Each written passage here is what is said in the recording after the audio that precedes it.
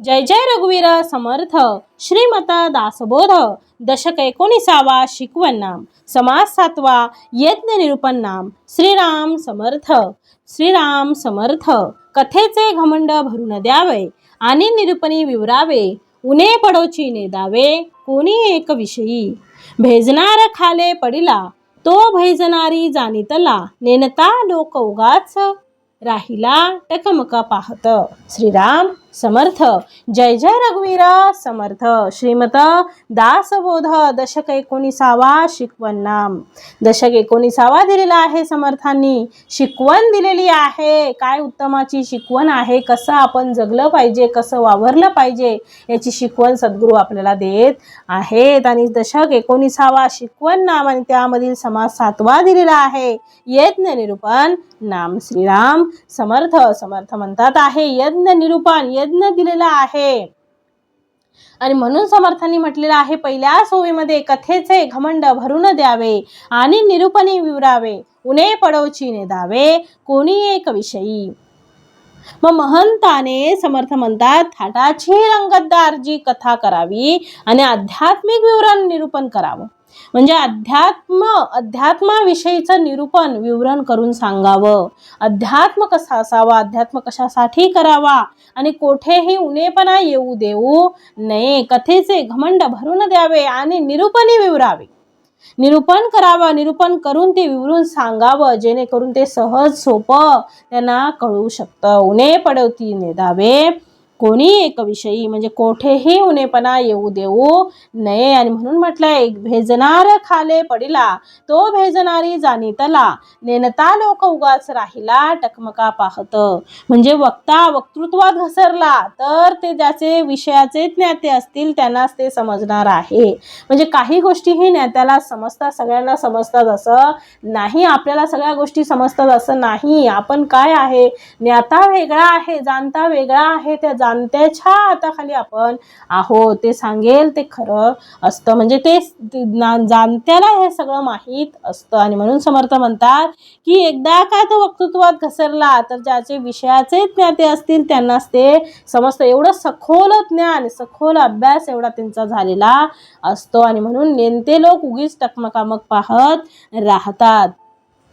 उत्तर विलंबी पडिले श्रोतयांस कळो आले म्हणजे महत्व उडले वक्तयाचे, म्हणजे एखाद्या वक्त्याने जर प्रश्न विचारला आणि वक्त्याला उत्तर द्यायला, समजा एखाद्या वक्त्याला जर प्रश्न विचारलेला आहे, सभा बसलेली आहे आणि सभेमध्ये वक्त्याला प्रश्न विचारलेला आहे आणि त्याला प्रश्नाचं उत्तर द्यायला जर विलंब झाला, उशीर झाला, उत्तर विलंबी पडले श्रोतयांस कळो आले, विलंब झाला उशीर झाला की श्रोते त्याची योग्यता जाणतात, म्हणजे विलंब झाला की त्यांना वाटतं की यांना येत नसेल, मग एवढा उशीर का केला, येत आहे तर।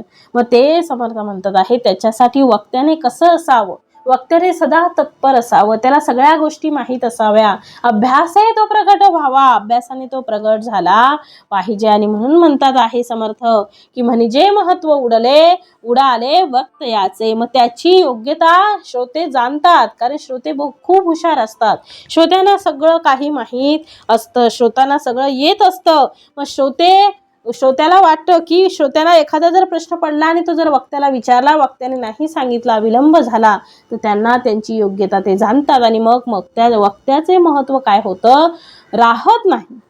म्हणून थोडे बोलूनी समाधान करणे रागे जोन तरी मन धरणे मनुष्य वेधीच लावणे कोणी एक सोसवेना चिन केली तेथे तामस वृत्ती दिसून आली अवघी आवडी उडाली श्रोतयाची। मग थोडे बोलूनी समाधान करणे, वक्त्याने काय केलं, थोडंच बोलून, म्हणून सद्गुरू म्हणतात आहे की आपल्याला जिथं बोलायचं आहे तिथंच बोललं पाहिजे, जास्त आपण बोलत राहता कामा नये। म्हणून थोडे बोलून समाधान करणे, थोडं बोलून आपण समाधान केलं पाहिजे, थोडं बोलल्यामुळे आपली बाकीचं जे काही आहे ते काय होतं, सद्गुरू म्हणतात त्याच्यातून आपली सुटका होते। म्हणजे थोडं विनाकारण आपल्या तोंडाची बडबड करत राहू नये, विनाकारण कोणाशीही आपल्याला काय करायचं आहे, कुणाशीही आपल्याला बातचीत म्हणजे विनाकारण वाद करायचा नाही.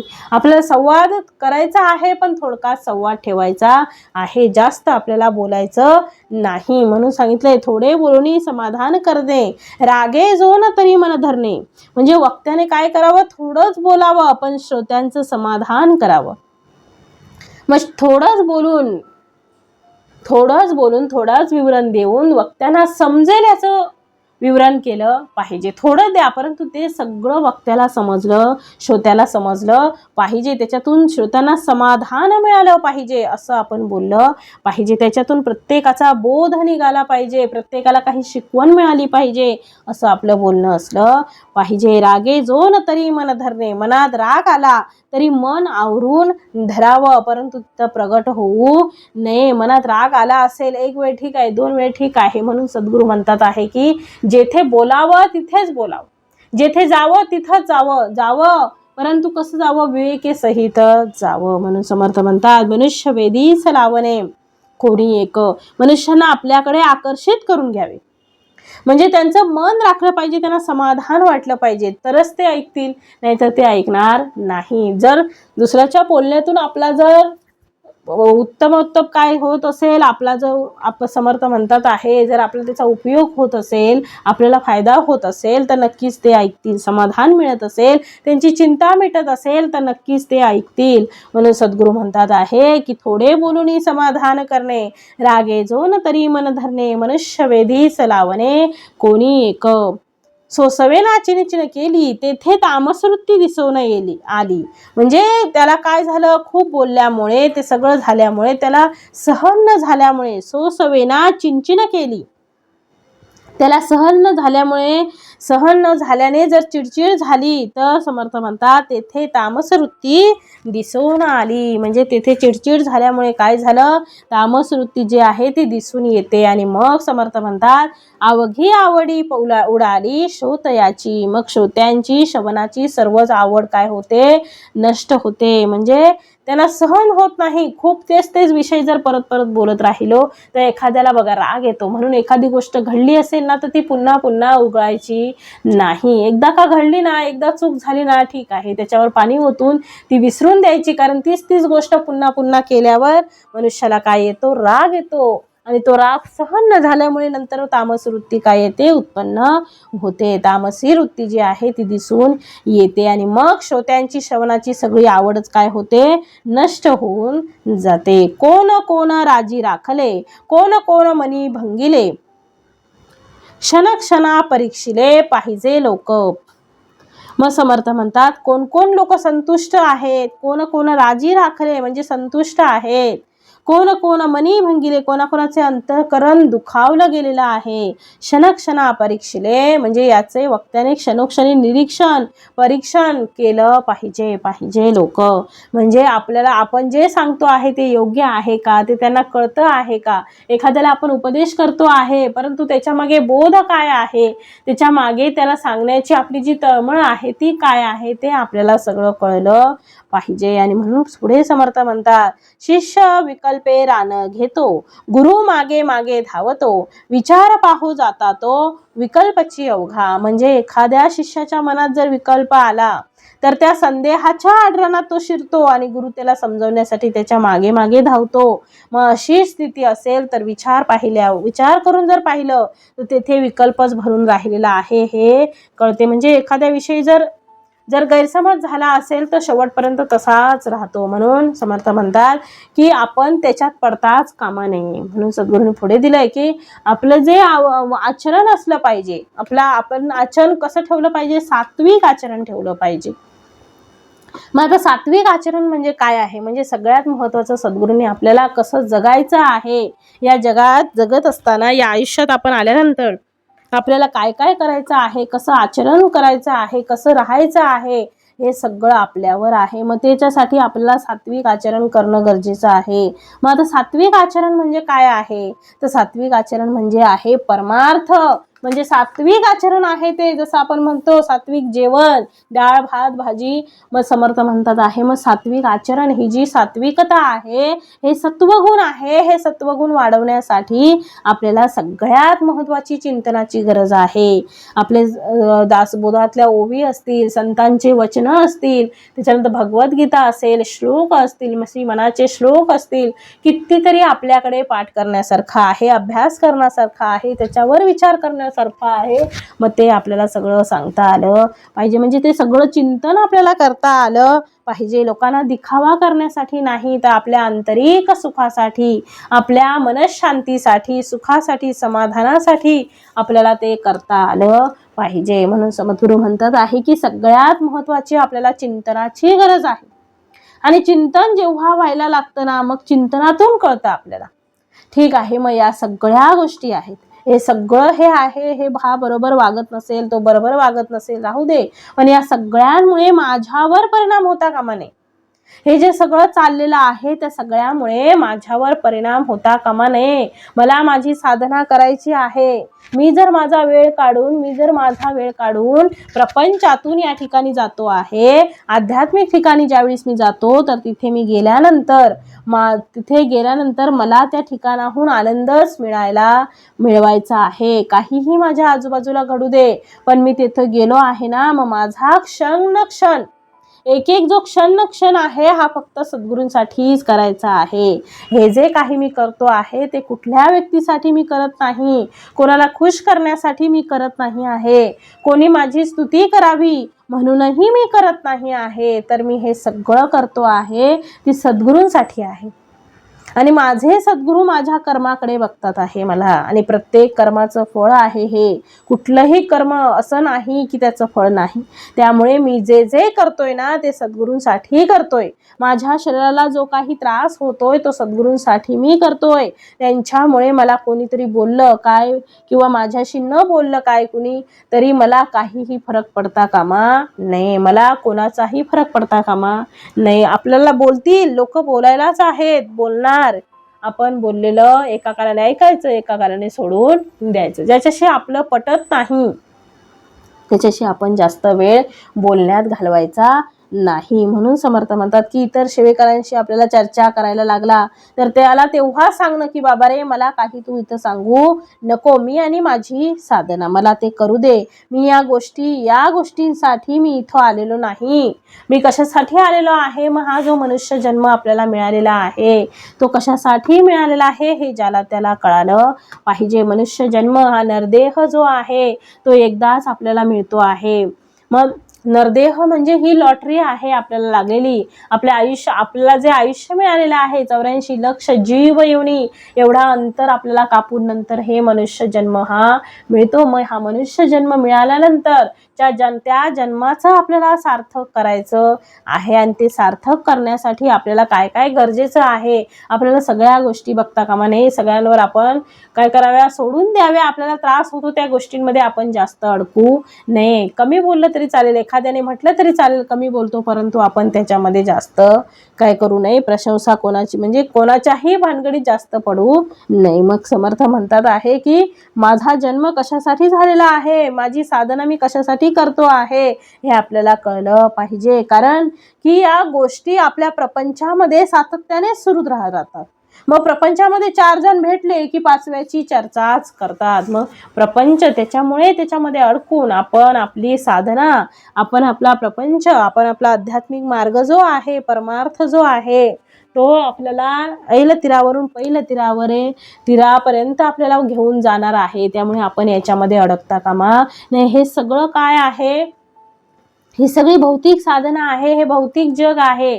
याच्यामध्ये जर आपण अडकून राहिलो तर आपण कधीच या आयुष्यातून सुटणार नाही. उत्तमाचं आपल्याला हे आयुष्य जगायचं असेल, याच्यातून आपली सुटका करायची असेल तर आपल्याला उत्तमाचं जीवन जगला पाहिजे. हा तसा तो तसा हेच करत राहतात. आणि मग इथे मी आलोय कशाला, मी आत्मचिंतनासाठी आलेलो आहे. आत्मचिंतन या आत्म्याच्यासाठी आहे. हा आत्मा माझा परमात्म्यामध्ये विलीन करायचा आहे. तो जर मला परमात्म्यामध्ये जायचं असेल तर मला आत्मचिंतन म्हणजे स्वतः चिंतन करावं लागेल.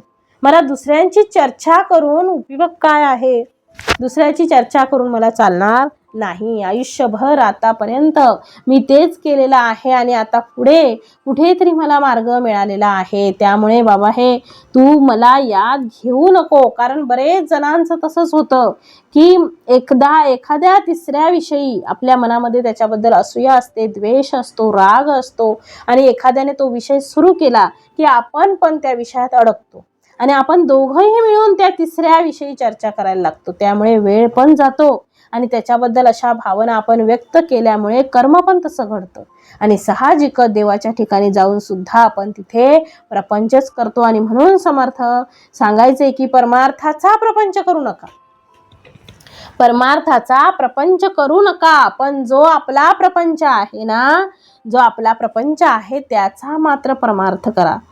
परमार्थ जर आपण प्रपंचाचाच केला ना तर आपल्याला प्रपंचामधल्या कुठल्याही व्यक्तीबद्दल राग येणार नाही, द्वेष येणार नाही, त्याच्याबद्दल प्रेमच निर्माण होणार नाही. तर आज कसं आहे आपल्याला माहीत आहे. बारीक बारीक गोष्टीवरून, शेजाऱ्या पाजाऱ्यांवरून काही ना काही असं घडत असतं. मग सगळ्याच गोष्टी आपण मनाला धरून चालणार नाही. एक तर आपण बोलणंच बंद करावं, म्हणजे जेणेकरून आपला वाद होण्याची शक्यताच नाही. संवाद ठेवावा, कामापुरती संवाद ठेवावा, गरजेपुरतं बोलावं आणि गप्प बसावं. हा असा आहे, तो तसा आहे, तो तसा आहे, तो तसा आहे, बस हे सगळं प्रपंचामध्ये आहे. आणि आपण काय करतो आहे, परमार्थच्या ठिकाणी जाऊन सुद्धा तेच करायला लागतो आहे. हा असला आणि तो तसला. मग हा सेवेपासून आपण लांब जातो. मग हेच ते करतो, मग ती सेवा आपल्याकडून घडते का? नाही. त्याची सेवा घडते, आपली सेवा काहीच घडत नाही. पण त्याची जर सात्विक वृत्ती आहे त्या सेवेकराची, तर तो म्हणतो अरे हा सेवा जो करतो आहे ना, त्यांनी सेवा नाही केली म्हणून मला ती सेवा करायला तर मिळाली. म्हणजे दुसरा त्याच्यामध्ये अडकून राहतो आणि तिसरा सेवा करून जातो. मग जिथे सेवा करायची आहे ना तिथे सेवाच करा. काही हळूहळू एकदम सगळं होणार नाही. दुसरा खोटं बोलल्यावर, समोरची व्यक्ती आपल्यावर आळ घातल्यावर, खोटं बोलल्यावर, आपल्याशी मुद्दामहून भांडण करायला आल्यावर आपल्याला राग येतो, साहजिक आहे. परंतु ते सद्गुरूंना निवेदन आपल्याला ठेवता आलं पाहिजे. हे सद्गुरूराया, याच्यातून मला उत्तमरित्या बाहेर काढ. मी काय याच्यामध्ये अडकतो आहे, मला काय याच्यामध्ये पुन्हा या फेऱ्यामध्ये तुम्ही अडकवता आहे. ती बोलतात आहे शेजार पाजाराचं काही होतं आहे, घरात काही होतं आहे, कोणाचं काही होतं आहे, ती याच्यातून मला दूर ठेव. याच्यामध्ये मला अजिबात बोलायची, माझी वाणीच फुटू दे नको. कारण सद्गुरूराया याच्यात मला पडायचं नाही. मी एक शब्द बोलले तर एका शब्दामागे दुसरा शब्द चालवून येतो. म्हणून याच्यातून तुम्हीच मला उत्तमरित्या बाहेर काढा. हे सारखं सकाळी उठलं, दुपारी उठलं किंवा कोणाचं काही झालं तर ते माझ्यापर्यंत येऊन मी बोलते किंवा बोलतो. मग सद्गुरूराया आपल्याला सांगता आलं पाहिजे की सद्गुरूराया हे माझं काम नाही, याच्यासाठी मी जन्माला आलेलो नाही, मी असं करण्यासाठी आलेलो नाही. याच्यातून माझी सुटका कर, मला उत्तम तो मार्ग दाखव आणि याच्यातून मला सोड. मला कुठलाही कशामध्येही फरक पडता कामा नये. म्हणून सद्गुरू म्हणतात त्या सेवेकराची म्हणजे दुसऱ्याची सेवा घडून जाते. मग त्याच्यासाठी आपल्याला ते कळलं पाहिजे. मला सेवा कशी मिळाली असती हा त्याचा भाव असतो, सात्विक भाव. आपण बघतो ना, मग काही सेवक असे असतात की कुठलीही सेवा जरी असेल ना तरी समर्थांची सेवा असतात बघा. काही म्हणजे आपण ज्या देवाला भजतो आहे त्या देवाची आपण प्रार्थना करतो, पूजा करतो, पूजा अर्चा करतो, मग त्या देवाला आपण अग्रस्थानी मानतो. मग कुठलीही पूजा असेल तरी ती सद्गुरूंची, माझ्या सद्गुरूंची, माझ्या ईश्वराची, माझ्या समर्थांची, माझ्या परमेश्वराची सेवा आहे. काहीही त्याला हे झालं तरी तो आपल्या सेवेमध्ये स्थिर आहे. त्याच्या नामामध्ये, त्याच्या मनामध्ये कुठेही विकल्प नाही. कारण की त्याचा भाव जो आहे तो कसा आहे, सात्विक आहे. इतरही सेवेकरी असतात पण प्रत्येकामध्ये एक गुण होता. रजोगुण होता, तमगुण होता. मग रजोगुणी युक्त कोण होतो तर सुंदरा, म्हणजे रजोगुणयुक्त होती. कोण होती? सुंदरा होती. ती रजोगुणयुक्त असल्यामुळे ती सेवा करायची, पण रजोगुण दुसऱ्यावर अधिकार गाजवायची. समजले का? मग आणि काही वेळे असे पण सेवेकरी आहेत की फक्त ईश्वराकडे जायचं आणि सांगायचं की माझं असं आहे, मला माझं तसं आहे, माझ्यावर कृपा करा. हा असं ते सांगायचे. पण भगवंत म्हणायचा तू जा, पुढचा प्रश्न पूर्ण निर्माण झाल्याशिवाय तू येणारच नाही. मग हे प्रत्येकामध्ये आहे. मग हे प्रत्येकामध्ये हे सत्व, रज आणि तम हे 3 गुण आहेतच. पण ज्या वेळेस सात्विकता वाढत जाते ना, त्यावेळेस सत्वगुण वाढायला लागतो. आणि म्हणून सत्वगुण वाढणे म्हणजेच तो समर्थ म्हणतात आहे, तेच समर्थ म्हणतात आहे की सत्वगुण वाढणे म्हणजे काय वाढणं, तेच समर्थ म्हणतात आहे की परमार्थ वाढणे. ज्यावेळी सत्वगुण वाढायला लागतो त्यावेळी काय होतो तर परमार्थ आपल्याकडून बरोबर घडत असतो. मग त्याच्यासाठी नामस्मरण गरजेचं आहे. मग साधनेतून आपल्याला आनंद प्राप्त करता आला पाहिजे. म्हणून सद्गुरू पुढे म्हणतात, आशाबद्धी क्रियाहीन नाही चातुर्याचे लक्षण, ते महंताची भनभन बंद नाही. मग जो आशाबद्ध आहे, जो क्रियाहीन आहे आणि अंगी चातुर्याचे एकही लक्षण नसलेला महंत आहे, त्याची महंती कटकटी निर्माण होते.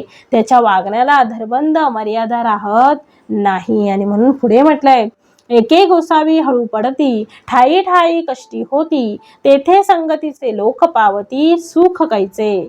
जिकडे तिकडे कीर्ती माजे, सगट लोकांस हव्यास उपजे, लोक राजी राखोन कीजे सकळ काही. मग ऐसे गोसावी हळू पडती, असे गोसावी महंत त्यांचं महंत घालून बसतात. आणि ठाई ठाई ते काय होतात, कष्टी होतात. ते स्वतः कष्टी होतात, ठाई ठाई कष्टी होतात. मग स्वतः कष्टी होतात तर तेथे संगतीचे लोक पावती, सुख कैचे. मग त्यांच्या संगतीत असणाऱ्या लोकांना सुख कसं मिळणार आहे, नाही मिळणार. म्हणून सद्गुरू म्हणतात, सुख कशामुळे मिळणार आहे, आनंद कशातून मिळणार आहे, तर आपल्याला साधनेतून आनंद प्राप्त करता आला पाहिजे. साधनेतून आनंद प्राप्त म्हणजे कोणत्या कारणांमुळे साधनेतून आनंद होत नाही, तर बऱ्याच जणांचे प्रश्न आहे. ते विचारतात, साधनेमध्ये असताना पण मनामध्ये विकल्प का निर्माण होतो, आणि ते साधनेविषयी जे प्रेम निर्माण व्हायला पाहिजे ते होत नाही. म्हणजे साधना ज्या पद्धतीने व्हायला हवी तशी ती होत नाही. मग त्या साधनेतून आनंद काही आपल्याला मिळत नाही, असा तो प्रश्न आहे. तर यावर आपण चिंतन करूया की ज्या वेळेस आपण साधनेला लागतो, तर ही साधना करत असताना कोणीतरी आपल्याला सांगितलेलं असतं, कोणाच्या तरी माध्यमातून आपण त्याच्या ठिकाणी पोहोचतो आणि साधना करतो. जसं तिथे सांगितल्याप्रमाणे, म्हणजे तिथे नामस्मरण सांगितलं की नामस्मरण करतो, मग तिथे काय सेवा असेल ती सेवा करतो. मग आपल्या रोजच्या दिनचर्येपेक्षा अशा ठिकाणी गेल्यानंतर एक वेगळं वातावरण राहतं त्या ठिकाणी, आणि ते नवीन वातावरण असल्यानंतर मन त्या ठिकाणी रमतं. कारण की नवीन परिसर राहतो. जसं लहान मुलं राहतात, ते रडत असलेत, काही असलं तर त्याची आई कशी त्यांच्या समोर एखादं खेळणं आणून ठेवते, ते खेळणं ठेवल्यानंतर तो रडणं सुद्धा विसरून जातो आणि या खेळामध्ये तो रमतो. म्हणजेच काय तर मनाला जर रोजच्या पेक्षा जर वेगळी स्थिती असेल तर त्यामध्ये ते रमतं. मग तसंच आपलं होतं, आपण वेगळ्या ठिकाणी गेलो, पहिलं काहीतरी करत असतो, असं कोणीतरी सांगितल्यानंतर त्या ठिकाणी जातो, त्या ठिकाणी ज्या गोष्टी राहतात त्या आपण करायला लागतो. आणि हे करताना आपल्याला सद्गुरू म्हणतात आपल्याला त्याच्यातनं बरं वाटायला लागतं. आणि हे म्हणजे समर्थ म्हणतात आहे की याच्यानंतर आपली साधना आपल्याला खूप सुंदर वाटते. आणि हळूहळू समर्थ म्हणतात, जसं ऐसे गोसावी हळू पडती, ठाई ठाई कष्टी होते, तेथे संगतीचे लोक पावती, सुख कैचे. मग म्हटलंय हळूहळू तिथे साधनेमध्ये गुंतायला लागतो. मग साधना हळूहळू करायला लागतात, तिथल्या तिथे लोकांमध्ये मिसळायला लागतात. तर हे होत असताना जी पहिली स्थिती असते ना, मन तेवढं सात्विक नसतं. मन सात्विक नसल्यामुळे, कारण की बुद्धी ही सात्विक नाही त्याची, ती राजसिक व तामसिक आणि थोडीफार सात्विक अशा याने असेल तर त्याचे जे विचार राहतात ना ते पूर्णपणे सात्विक नसतात. आणि ते पूर्णपणे सात्विक नसल्यामुळे या ठिकाणी जे मन रमलेलं होतं त्या मनाला परत कंटाळा येतो या गोष्टीचा. की जसं मुलं ते खेळतात, पहिलं त्याला खूप आवडतं खेळायला, तो त्यामध्ये हळूहळू खेळायला लागतो, रमायला लागतो. मग खेळून वगैरे झालं की पुन्हा तो काय होतो, त्याच्यामध्ये कंटाळतो. म्हणजे तेच पुन्हा तेच केल्यामुळे त्याला कंटाळा येतो, आणि त्याला कंटाळा आल्यामुळे मग त्याचं मन रमत नाही. मग तसंच लहान मुलं काय आणि मोठं माणसं काय, हे सगळे एकच आहेत असा फरक नाही. कारण की त्या लहान मुलामध्ये जो आत्मा आहे तोच आत्मा लहानसा असा तो मुलगा मोठा झाल्यावर सुद्धा त्याच्यामध्ये काही फरक पडत नाही, तोच आत्मा असतो. आणि तो मोठा झाला, लहान मुलगा होता तो मोठा झाला म्हणून काय त्याचा आत्मा वाढत नाही, असंही तसाच राहतो. मोठा माणूस झाला म्हणून काय मोठा आत्मा होत नाही. म्हणून समर्थ म्हणतात लहान मुलगा म्हणजे लहान आत्मा असं नसतं, आत्मा हा आत्माच असतो. ते जे शरीर आहे ना, जे जन्म झाल्यानंतर त्याच्यामध्ये जो आत्मा राहतो तोच आत्मा, तो 80 वर्षाचा, 90 वर्षाचा, 100 वर्षांचा होऊ दे तरी आत्मा तो आत्माच राहतो. तो आत्म्यासोबतच ज्या गोष्टी आहेत, बुद्धी, चित्त, मन हे सुद्धा त्याच्यासोबतच आहे. त्यामुळे ते जर सात्विक असेल तर सात्विक गोष्टींमध्ये ते रमतं. हे त्रिगुण आहेत, म्हणजे रज तम सत्व हे प्रत्येकामध्ये आहे, हे आपल्याला माहिती आहे. प्रत्येकामध्ये रज आहे, तम आहे, सत्व आहे, हे तीनही गुण आहेत. या तिन्ही गुणांशिवाय मनुष्य चालू शकत नाही, म्हणून हे प्रत्येकामध्ये आहे. आता याचं जेव्हा कमी जास्त जे प्रमाण असतं, एखाद्याचं कमी असतं, एखाद्याचं जास्त असतं, मग तसा तो असतो. मग त्याच्यानुसार प्रत्येकाची प्रकृती असते. म्हणजे आणि म्हणून म्हटलेलं आहे की वृत्ती व्यक्ती तितक्या प्रकृती. का म्हटलेलं आहे व्यक्ती तितक्या प्रकृती? कारण प्रत्येकामध्ये वेगवेगळा गुण आहे. प्रत्येकामध्ये एखादा चांगला गुण आहे, एखादा वाईट गुणही आहे. म्हणजे एकच साधना, जो मार्ग जो असेल ना, एकच जर नामस्मरण असेल ना, तर ते एकच नामस्मरण प्रत्येक जण हा वेगवेगळ्या पद्धतीने घेतो. वेगवेगळ्या पद्धतीने म्हणजे कोणाला श्रीराम जय राम जय जय राम असं म्हणतो आपण, तर कोण म्हणतं ओम नमो भगवते वासुदेवाय, म्हणजे प्रत्येकाचा वेगवेगळा आहे. ओम गणपतये नमः, म्हणजे प्रत्येकाने वेगवेगळ्या पद्धतीने नामस्मरण आहे. तर हे कोणी जलद म्हणतो, कोणी मध्यम म्हणतो, कोणी सावकाश म्हणतो, हे त्याच्यावर अवलंबून आहे. म्हणजे प्रत्येकाच्या प्रकृतीवर अवलंबून आहे. तसं असं जे मन आहे ते सात्विक पूर्ण नसल्यामुळे त्या मनाला त्याच्यामध्ये असलेले जे रज आणि तमगुण असणारे, त्याच्यामुळे त्या ठिकाणी तो जेव्हा सेवा करायला लागतो ना, तर त्यावेळेस ज्या सत्वगुणाने तो ज्या ठिकाणी रमलेला असतो त्याला आनंद वाटतो. तिथे हळूहळू त्याच्यामध्ये रजोगुण बाहेर पडतो आणि त्याला ती जाणीव व्हायला लागते. आणि हळूहळू जाणीव झाल्यामुळे जाणीव व्हायला लागते आणि जाणीव हळूहळू त्याला काय होतं, ती जाणीव व्हायला लागते आणि अरे मी एवढी सेवा करतो आहे, मी असं करतो आहे, मी तसं करतो आहे. मग सेवेचा आनंद निरपेक्ष आणि निस्वार्थपणे जी सेवा करतो त्याच्याचा त्याला आनंद मिळत राहतो. पण ज्या वेळेस त्याच्यामध्ये सद्गुरू म्हणतात, ज्या वेळेस म्हणजे हा सत्वगुण असल्यावर त्याच्याकडे होतं, पण ज्या वेळेस रजगुण आणि तमगुण यायला लागतात, सत्वगुण असेपर्यंत तो आनंद घेत असतो, त्याच्या मनाला आनंद वाटतो, तो सगळं काही उत्तमाचं करत असतो. परंतु सद्गुरू म्हणतात आहे की जेव्हा त्याच्यामध्ये रजोगुण आणि तमगुण येतो, रमगुण आणि रजगुण यायला लागतात, ते मुळात असतातच आपल्या ठिकाणी प्रत्येकाच्या. मनुष्य म्हटल्यानंतर रज तम आणि सत्व हे तिन्ही गुण असतात, परंतु त्यांचा उपयोग कसा करावा, कुठे करावा आणि किती प्रमाणात करावा हे ज्याच्या त्याच्यावर अवलंबून असतं. मग समर्थ म्हणतात आहे की मुळात ते असतातच, पण ते प्रगट व्हायला लागतात. मग तर ते प्रगट होताना मग त्याला दुसऱ्यांचे दोष दिसतात, मग त्याला त्या ठिकाणी जे दुर्गुण आहे ते दिसतात आहे. आणि त्यामुळे मग काय होतं, तर त्याच्या मनामध्ये विकल्प यायला लागतात, संकल्प आणि विकल्प. मग संकल्प हे सात्विकतेमधून निर्माण होतात. म्हणजे तो माणूस सात्विक असेल तर त्याचा संकल्प म्हणजे चांगलं, आणि विकल्प म्हणजे काय, तर चांगल्याबद्दल निर्माण होणारं, म्हणजे प्रदूषित होतो तो चांगल्याबद्दल निर्माण होणारं एखादं, म्हणजे ते चांगल्याबद्दल त्याला असा वेगळा विचार येतो, चांगलं येत नाही, तर हा विकल्प त्याच्या मनामध्ये तयार व्हायला लागतो. ही साहजिकता आहे. मग हे की साहजिक असते, तर मग ते नामस्मरण बरोबर होत नाही. जेव्हा सत्वगुण असतो तेव्हा ते नामस्मरण उत्तमाचं होतं, कारण सत्वगुण आहे आपल्यामध्ये, सात्विकता आपल्याकडे भरलेली आहे, त्याच्यामुळे ते उत्तम होत राहतं. आणि म्हणून म्हटलेलं आहे पुढे, सेवा बरोबर होत नाही, मग सत्संगामध्ये बसला तरी त्याचं काय होतं, लक्ष मात्र तिथे लागत नाही, म्हणजे लक्ष भरकटलं जातं. त्याचं लक्ष तिथे लागत नाही, सेवा बरोबर होत नाही. आणि म्हणून ज्या सत्संगामध्ये बसल्यानंतर ज्या सद्गुरूंच्या मार्गदर्शनाखाली त्याला ते आवडायचं, त्या ठिकाणी त्याच्या मनामध्ये विचार सुरू होतात. म्हणजे विकल्प उठला. संकल्प चांगला होता, चांगला बसलेला होतो, परंतु रजगुण आणि तमोगुण आल्यामुळे हे सगळं झालं. मग तो बघ, हा बघ, असं तो काय करतोय, हा का करतो, मग त्याला काय, फक्त दाखवतच राहतो. सत्संग चालू असतो, पण त्याचं मन मात्र त्या ठिकाणी नसतं. मन असतं का नाही, मन चलबिचल असतं. एका ठिकाणी मन स्थिर राहत नाही. आणि म्हणून सद्गुरू म्हणतात आहे, तो मनाने तिथलं जे आपलं सेवेकरी आहेत, जे साधक आहेत सोबतचे, त्यांच्या मनामध्ये तेच चालू राहतो. आणि अशा याने सत्संगामधून सुद्धा त्यांना आनंद मिळत नाही. आता या 3 गोष्टी जेव्हा घडत नाही, तेव्हा साहजिकच त्याला त्याग होत नाही. त्याग नाही झाला, या 4 गोष्टी नाही घडल्या, तर आपोआपच समर्थ म्हणतात प्रेम निर्माण होत नाही.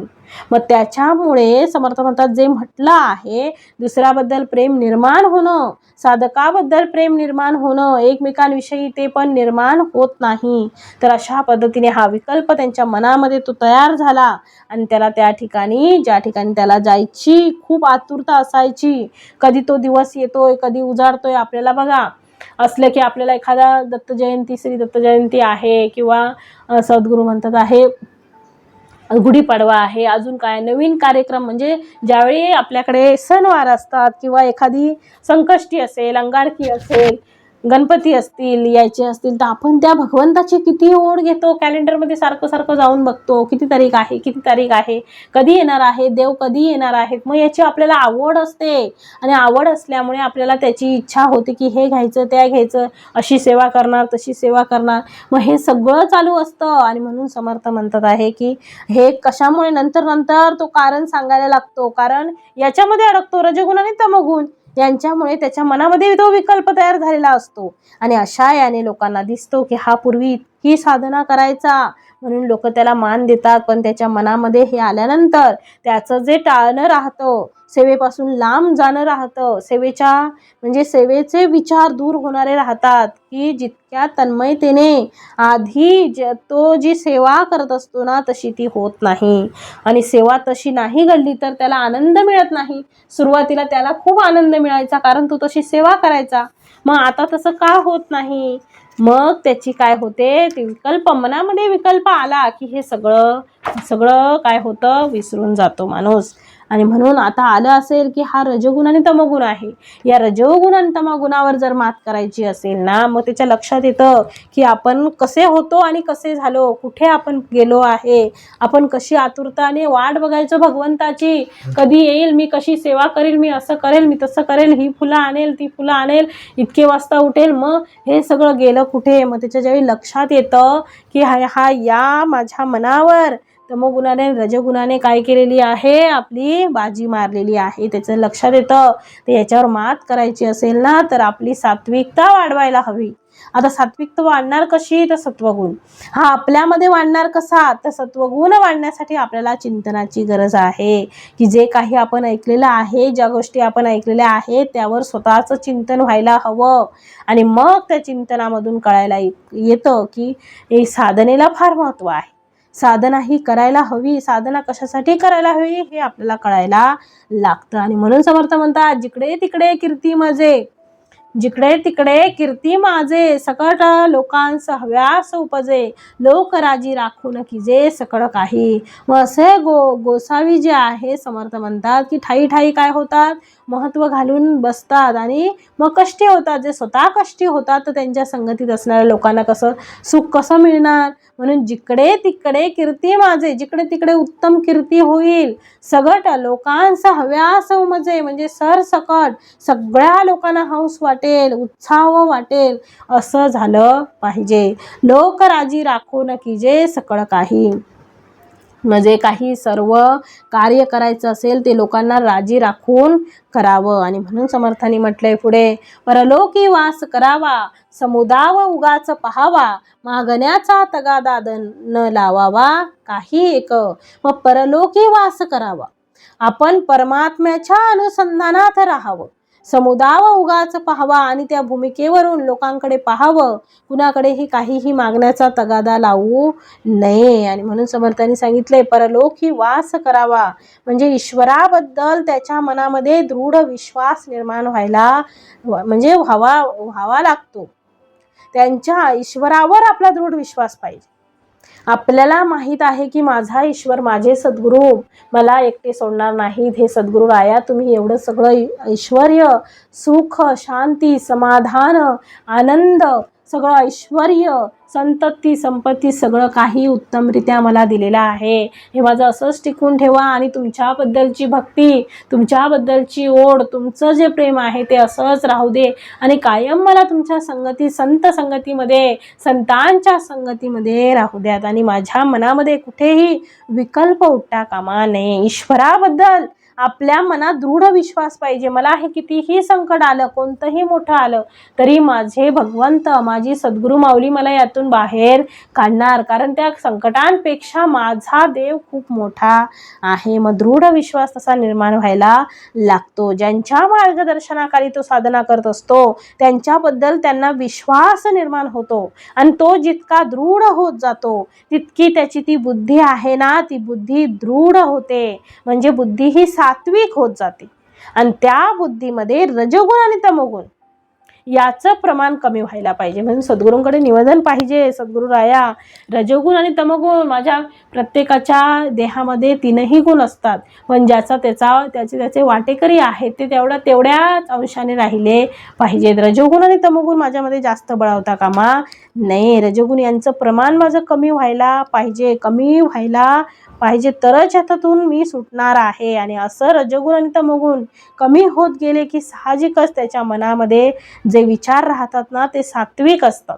सात्विक नाही तर कोणीही काहीही करू शकत नाही, म्हणजे कोणीही काहीही करू दे, आपण आपली साधना करावी. आपण तिथे जायचं पूर्णपणे मनाने नामस्मरण, शरीराने सेवा, या दोन गोष्टी आपल्याला तिथे करायच्या आहेत. याच्यासोबतच जितका सत्संग मिळेल तितकं बुद्धीमध्ये जो बदल होतो तो सत्संग पहिला लागतो. म्हणून कोणीतरी सांगणार आणि जे सांगितलेलं आहे ना त्याच्यावर चिंतन जर नाही झालं तर नुसतं ऐकून काही उपयोग नाही. ते नुसतं ऐकून आपल्यामध्ये रजोगुण आणि तमोगुणाचं प्रमाण जास्त आहे तर आपण सत्संगामध्ये सुद्धा म्हणजे समर्थ म्हणतात आहे कंपॅरिझन करतो, बोलत नाही आपण, पण ते जे सांगत असतात त्यावर नाही हे असं नाही आहे आपण मनातल्या मनात बोलत असतो. तर ही जी सात्विकता आहे, हे सत्वगुण आहेत, हे सत्वगुण वाढवण्यासाठी आपल्याला चिंतनाची गरज आहे. आणि म्हणून समर्थांनी सांगितलं आहे की आपल्याला नामस्मरण किती महत्त्वाचं आहे. नामस्मरण केलं पाहिजे. नामस्मरणामुळे आपण इथून सुटून जाणार आहोत, कारण नामच जे आहे, कारण चानी खानी पंचभूते 14 सूक्ष्म संकेते काय पाहणे तेथे शोधून पाहावे, म्हणजे सगळं काही इथं आहे.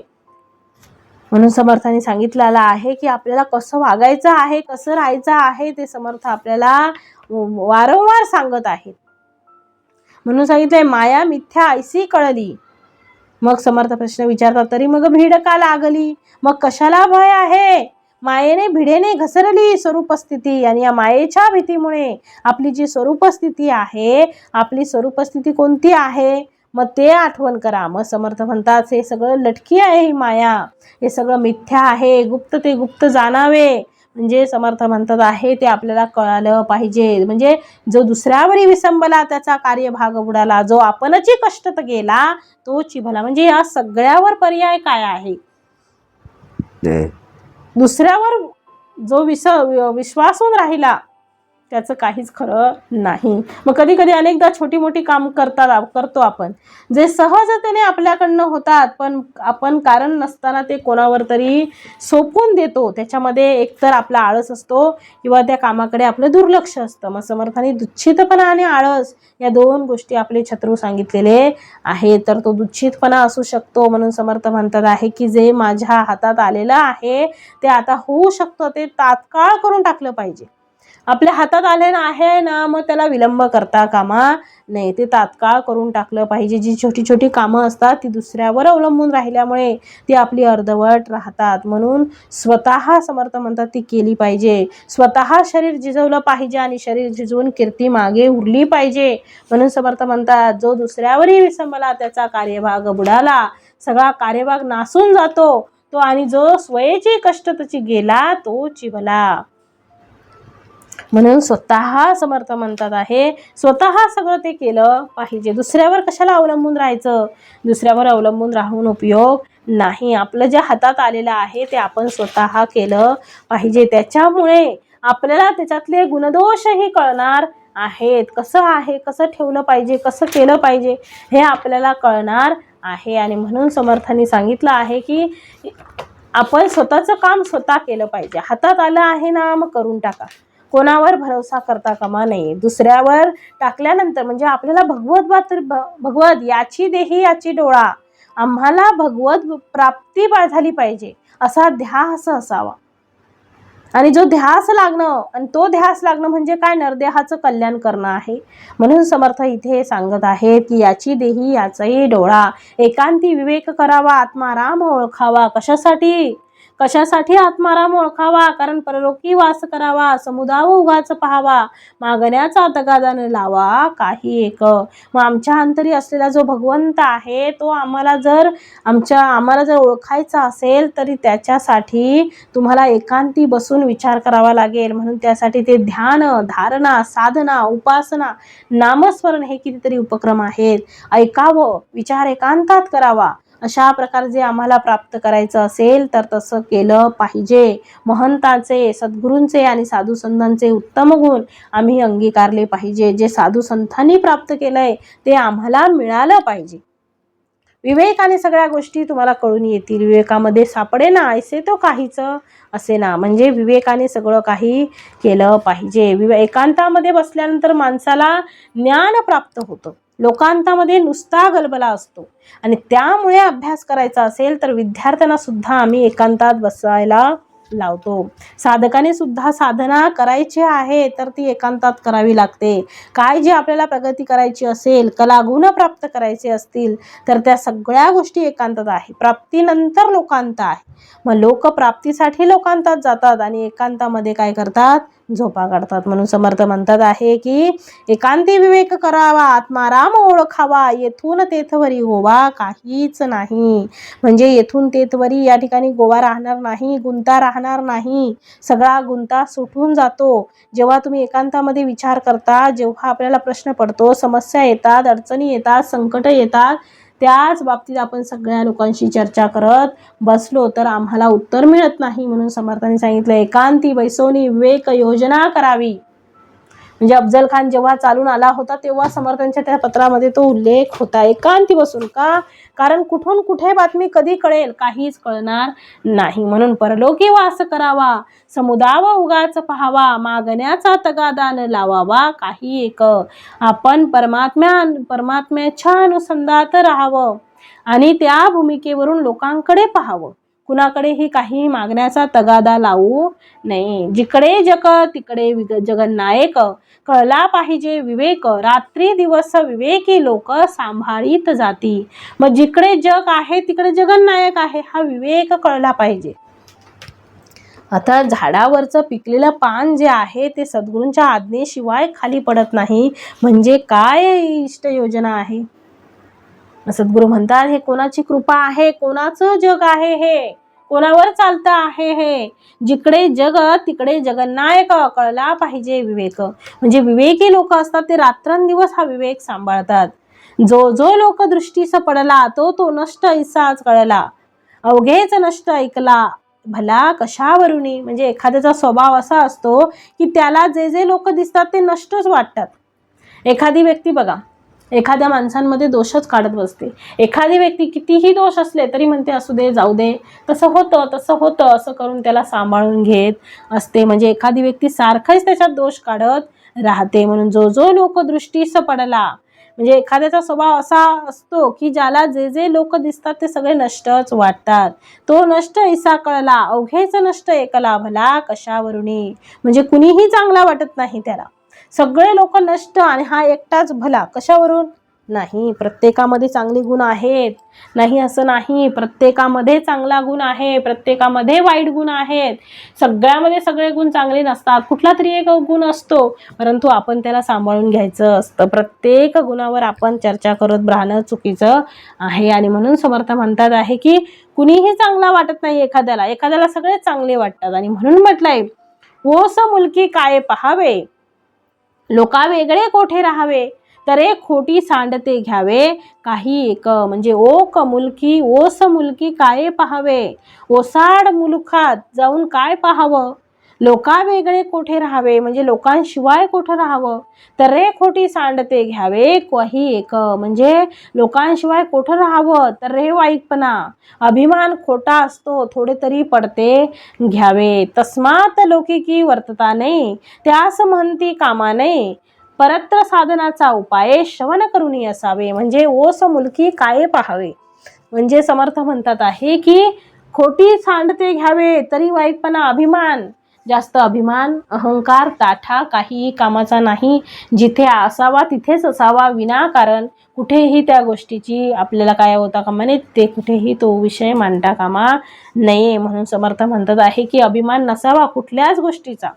एकदा का गर्व झाला, एकदा का अहंकार आला, एकदा का अभिमान आला, मग त्या सगळ्या गोष्टी कशा होतात, नष्ट वाटू लागतात. मीच मोठा आहे, मीच करणारा आहे, आणि त्याच्यामध्ये मनुष्य काय होतो, अडकून बसतो. म्हणून म्हटलंय सद्गुरूंनी तस्मात लौकिकी वर्तता नये त्यास महंती कामा नये, म्हणून ज्याला चार चौघात नीट वागता येत नाही त्यास महंती उपयोगी पडत नाही.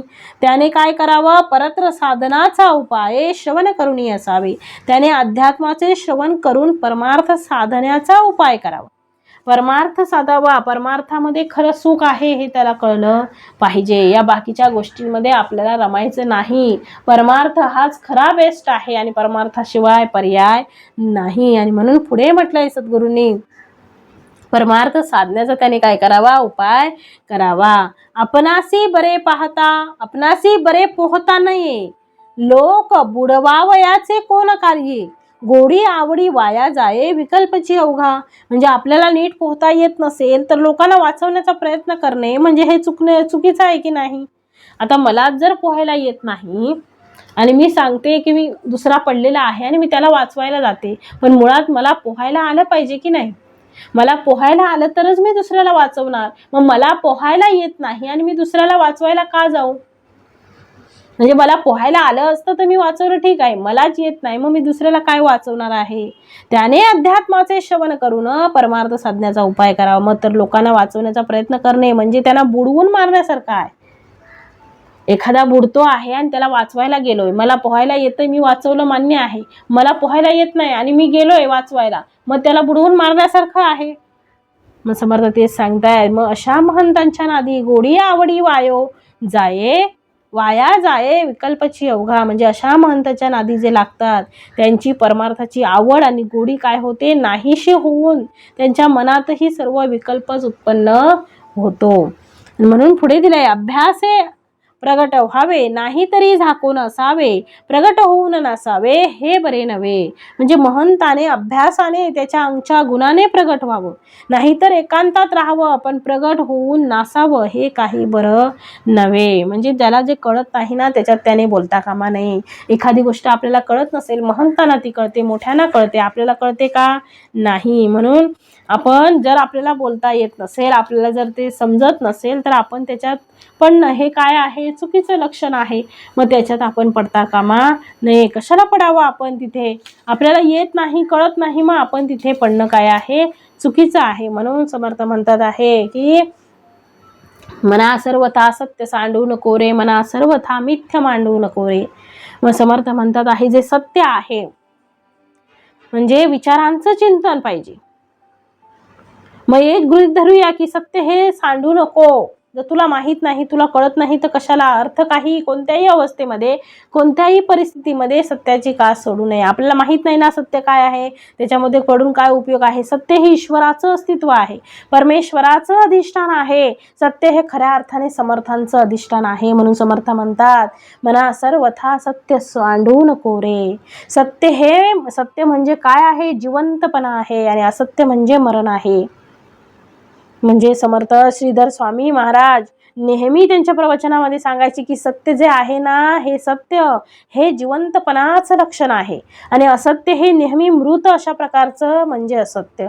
मृत याचा अर्थ असत्य आहे, आणि हे असत्य बिंबवण्यासाठी सतत ओढ आपल्याला त्याची आहे. सत्य ते जे सत्य आहे ना, ते सत्य स्वीकारणं आणि सत्याच्या बाजूनं आपण राहणं म्हणजे जीवनाच्या अस्तित्वाचं आपल्याला सत्य शोधायचं आहे. आपण व्यवहारातलं सत्य असत्य पाहत असतो, पण नेहमी आपलं मन हे माझंच कसं सत्य आहे, मीच कसा खरा आहे ते आपल्याला दाखवायचं असतं. मग तसं करून उपयोग नाही. दोन्ही बाजू आपल्याला त्या ऐकून घेतल्या पाहिजे. ते स्वीकारणं अवघड असतं, कारण हे स्वीकारणं म्हणजे स्वतःच्या अहमपणाचा त्याग करणं, मीपणाचा त्याग करणं, स्वतःचं अस्तित्व जे आहे, स्वतःचं अस्तित्व सद्गुरूंच्या चरणी समर्पित करणं, हे तिथे अभिप्रेत आहे. म्हणून सत्य कटू आहे. सत्य स्वीकारताना माझ्या अहमपणाची आहुती मला द्यायची आहे, माझ्या सांत्वपणाची, माझ्या स्वात्व भावाची, माझ्या स्वतःच्या अस्तित्वाची ती लढाई असते. आणि म्हणून समर्थ म्हणतात की सत्य शोधत असताना नेहमी साधकाने तटस्थ राहावं, खऱ्या अर्थाने अपक्षाची भूमिका बजावणे. मन नेहमी आपल्याला कुठेतरी त्याच्या बाजूने ओढण्याचा प्रयत्न करत असते, पण सत्य आणि असत्य दोन्ही बाजूंचा समतोल आपल्याला राखता आला पाहिजे. मग सत्य आहे ते सत्यच आहे. म्हणून समर्थ म्हणतात आहे की जर जिकडे जग तिकडं जगन्नायक हा विवेक कळला आपल्याला पाहिजे. म्हणून चार चौघात समर्थ म्हणतात आहे की ओसाड मुलाखत जाऊन काय पाहावे, म्हणजे ओसाड मुलूक जे आहे तिथे काहीच नाही, तिथे जाऊन काय पाहणार, तिथे काहीच नाही आहे. जिथे काहीच नाही तिथे काय दिसणार आहे. मग लोकांशिवाय कोठे राहावे, तरे वाईकपणा, अभिमान खोटा असतो, ते थोडे तरी पडतं घ्यावं. अभिमान धरून चालत नाही, सगळीकडे अभिमान करणं चांगलं नाही, कुठेतरी आपण नमते पण घेतलंच पाहिजे. आणि म्हणून पुढे म्हटलंय सद्गुरूने की तस्मात लौकिकी वर्तताने त्यास म्हणती कामाने, परत्र साधनाचा उपाय श्रवण करुणी असावे. म्हणून समर्थांनी म्हटलंय की चार चौघात नीट वागता येत नाही ना, तर म्हणती उपयोगी पडत नाही. त्याने अध्यात्माचं श्रवण करून परमार्थ साधण्याचा उपाय करावा. आणि म्हणून पुढे दिलंय, अभ्यासे प्रगट व्हावे, नाहीतरी झाकोन असावे, प्रगट होऊनी नसावे, हे बरे नव्हे. समृद्धांनी उदाहरण पण दिलंय, आपणासी बरे पोहता नाहीये, लोक बुडवा वयाचे कोण काय, गोडी आवडी वाया जाये, विकल्पची अवघा. म्हणजे आपल्याला नीट पोहायला येत नसेल तर लोकांना वाचवण्याचा प्रयत्न करणं म्हणजे त्यांना बुडवून मारण्यासारखं आहे. मग अशा महंतांच्या नादी जे लागतात त्यांना परमार्थांची आवड गोडी नाहीशी होऊन त्यांच्या मनातही सर्व विकल्पच उत्पन्न होतात. म्हणून म्हटलंय सद्गुरूंनी, अभ्यासे प्रगट व्हावे. म्हणून पुढची ओवी आहे, अभ्यासे प्रगट व्हावे, नाहीतरी झाकून असावे, प्रगट होऊन नसावे, हे बरे नव्हे. म्हणजे अभ्यासे प्रगट व्हावे, महंताने अभ्यासाने त्याच्या अंगच्या गुणाने प्रगट व्हावं, नाहीतरी झाकून असावे, म्हणजे नाहीतर कसं असावं, एकांतात राहावं. प्रगट होऊन नसावे, हे बरे नव्हे. पण प्रगट होऊन नसावं हे काही बरं नाही. मंद हळूहळू चालतो, चपळ कैसा आटोपतो, अरबी फिरवणार तो कैसा असावा. मग जो समर्थ म्हणतात मंद हळूहळू चालतो, जो मंद घोड्यालाही कसा बसा हळूहळू चालवतो, चपळ कैसा आटोपतो, तो चपळ अरबी घोड्याला कसा आवरू शकेल बरं, शकेल का नाही. जो आधीच घोड्यालाही कसा बसा हळूहळू चालवतो मंद घोड्याला, मग तो चपळ अरबी घोड्याला कसा आवरणार. मग तसंच आहे ते, हे धकाधकीची कामे तीक्ष्ण बुद्धीची वर्मे, केल्या भावार्थे संभ्रमे कैसे घडे. मग महंती हे धकाधकीचे काम आहे, मग तीक्ष्ण बुद्धी असल्याशिवाय ते होऊ शकत नाही, त्याशिवाय त्यातील वर्म कळत नाही.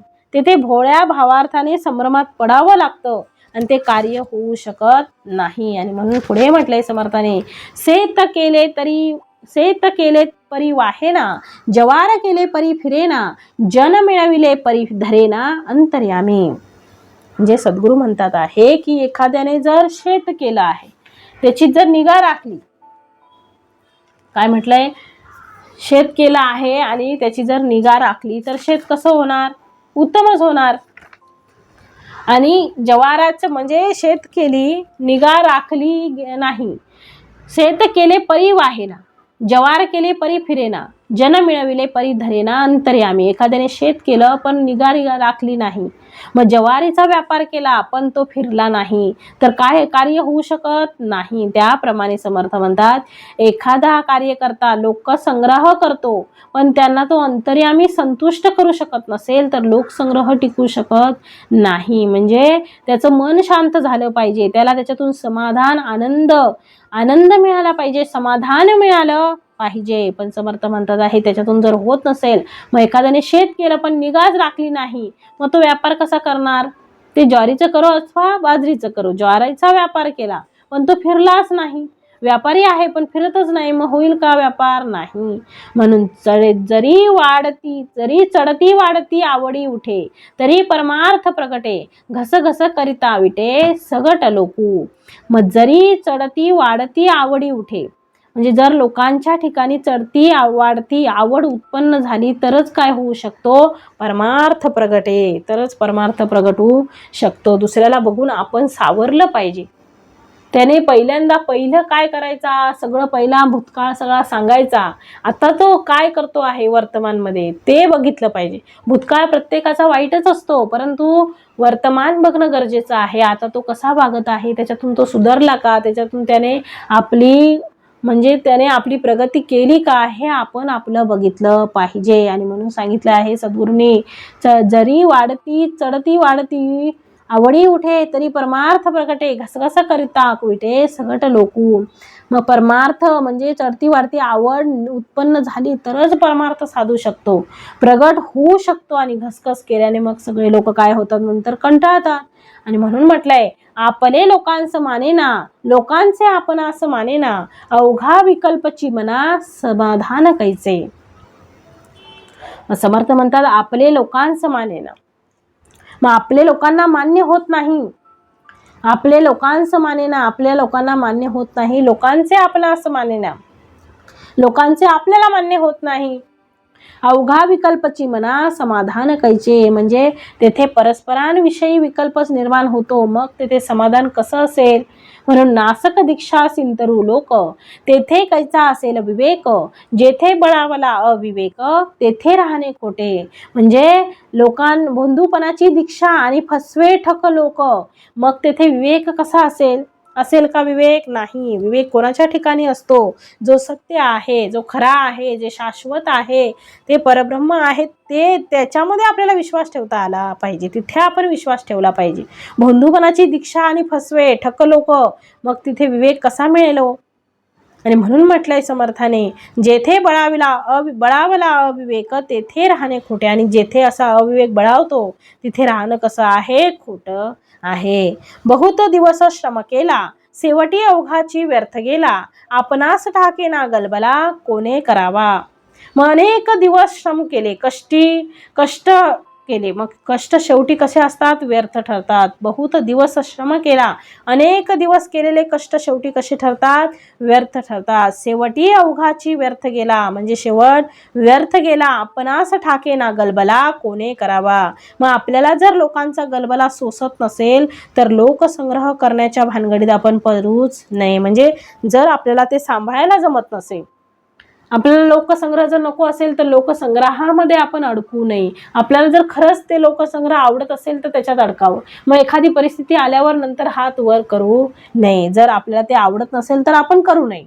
जर त्याच्यामध्ये रमायचं आहे, त्यांना त्यांचं सगळं आपल्याला करता आलं पाहिजे, त्यांच्याशी बोलता आलं पाहिजे, ते सगळं करता येत असेल, त्याच्यातून आपण जर माघार घेत नसेल तर आपल्याला ते करणं उत्तम आहे, नाहीतर आपण त्या फंदात पडू नये. म्हणून समर्थ म्हणतात, बहुत दिवस श्रम केला, शेवटी अवघाची व्यर्थ गेला, आपणास ठाकेना गलबला, कोणे करावा.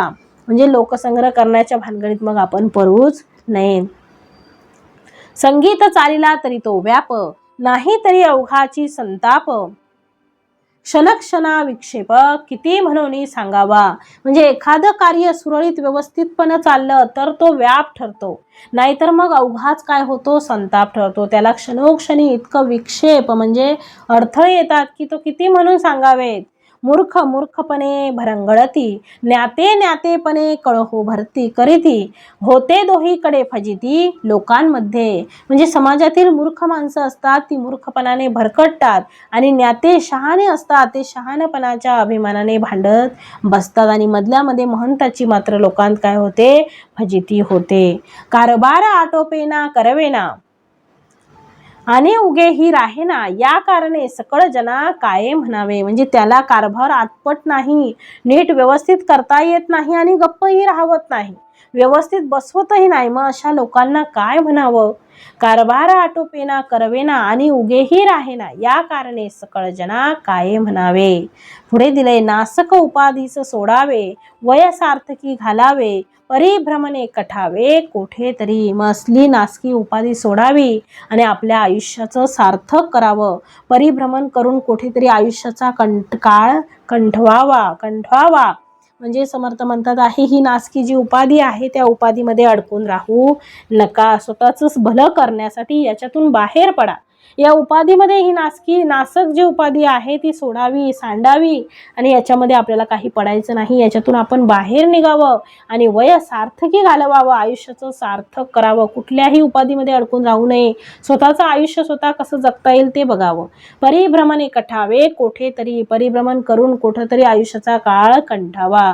परिभ्रमण करीना, दुसऱ्याचे काहीच सोसीना, तरी मग उदंड यातना विकल्पाची. आता हे आपणा चिपासी, बरे विचारावे आपणासी, अनुकूळ पडेल तैसी वर्तणूक करावी. मग परिभ्रमण करीना, समर्थ म्हणतात परिभ्रमणही करत नाही, दुसऱ्याचे काहीच सोसीना, दुसऱ्याचं वागणं बोलणं काहीच त्याला सहन करत नाही, तरी मग उदंड यातना विकल्पाची. मग अशा माणसाला विकल्पामुळे उदंड यातना सोसाव्या लागतात. आता हे आपणा चिपासी, बरे विचारावे आपणासी. मग आता हे सगळं आपल्यावरच अवलंबून असतं. आपण आपल्याशीच नीट विचार करावा. म्हणजे आपल्याशीच विचार करावा आणि जे काही आपल्याला अनुकूल वाटतं, अनुकूल पडेल तैसी वर्तणूक करावी. जे काही आपल्याला अनुकूल वाटेल त्याप्रमाणे आपण वर्तणूक करावी. आता हे आपणा चिपासी, बरे विचारावे आपणासी, अनुकूल पडेल तैसी वर्तणूक करावी. त्याप्रमाणे आपण वर्तणूक केली पाहिजे. इति श्रीदास बोधे गुरु शिष्य संवादे यज्ञ निरूपण नाम समास 7वा. जय जय रघुवीर समर्थ.